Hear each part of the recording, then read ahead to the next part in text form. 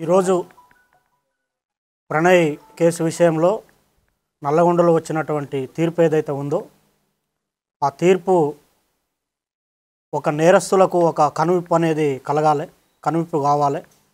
ఎందుకంటే మా బాబు ప్రణయ్ హత్య జరిగినప్పుడు ఇదే చివరి హత్య జరగాలని చెప్పి జస్టిస్ ఫర్ ప్రణయ్ అని చెప్పి చాలా మేము పోరాటం చేశాము. కానీ ఆ హత్య తర్వాత కూడా చాలా హత్యలు జరగటం అనేది జరిగింది.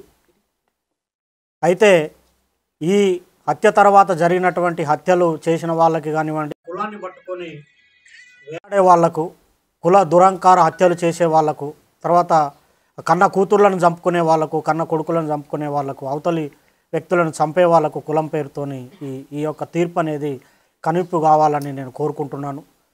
వాస్తవంగా ఈ ఇన్సిడెంట్ తర్వాత మీ అందరికీ తెలుసు, చాలా లాస్ అయిపోయాం మేము.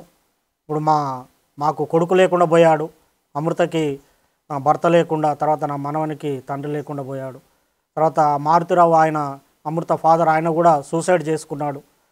తర్వాత ఈ ఇందులో ఉన్నటువంటి 7 మందికి సుభాష్ శర్మకి ఉరిశిక్ష, తర్వాత మిగతా 7గురికి 6 మందికి జీవిత ఖైదు విధించడం అనేది జరిగింది. వారి కుటుంబాలు కూడా బాధపడుతూ ఉంటాయి. కాబట్టి ఎవరైతే ఈ సుపారీలు తీసుకొని హత్యలు చేసే వాళ్ళకి ఇది ఒక కనువిప్పు కావాలి.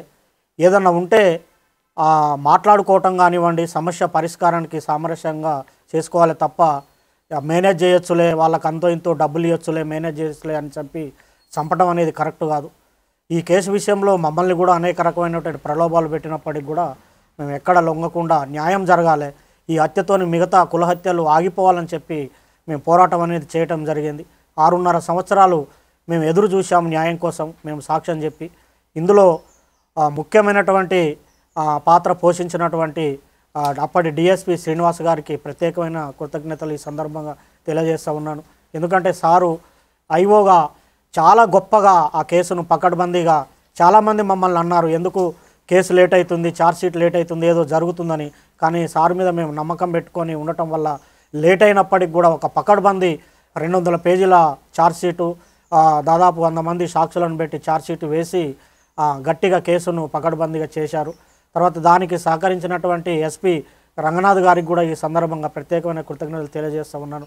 సార్ ఆధ్వర్యంలో మంచి టీము సుభాష్ శర్మను ఆ రోజు వెళ్ళి పట్టుకోవటము, తర్వాత నిందితులందరినీ పట్టుకోవటం విషయంలో కూడా సారు అనేకమైనటువంటి టెక్నిక్స్ ఉపయోగించి, టెక్నికల్ ఎవిడెన్స్ ఉపయోగించి తర్వాత ఈ సాక్ష్యాలను కూడా ప్రొడ్యూస్ చేయడం అనేది జరిగింది.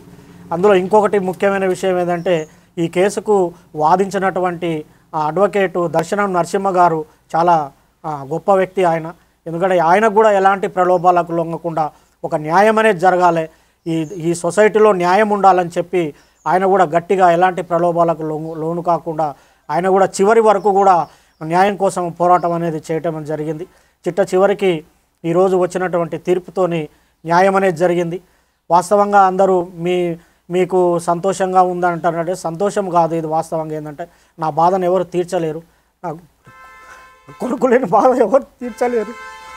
మేము ప్రతినిత్యం బాధపడుతూనే ఉన్నాం. ఎవరన్నా బయట బాబులు కనపడినప్పుడల్లా, మా బాని క్లాస్మేట్స్ కనిపించినప్పుడల్లా బాధ ఉంటుంది. కాబట్టి దయచేసి నేను చెప్పేది ఏంటంటే చంపుకోవటం అనేది కరెక్ట్ కాదు.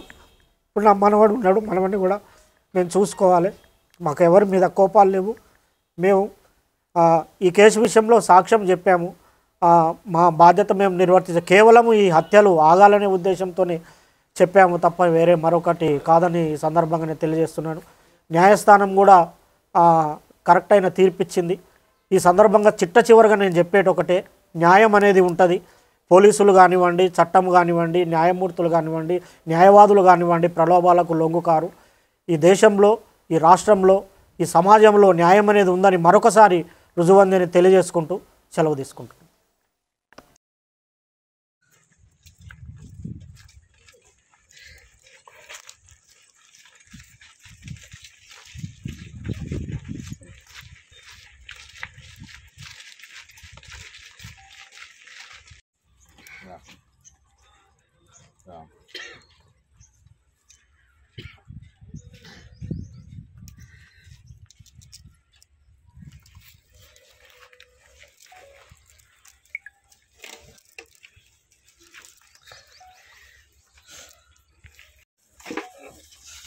కింద పడి ఉంటుంది.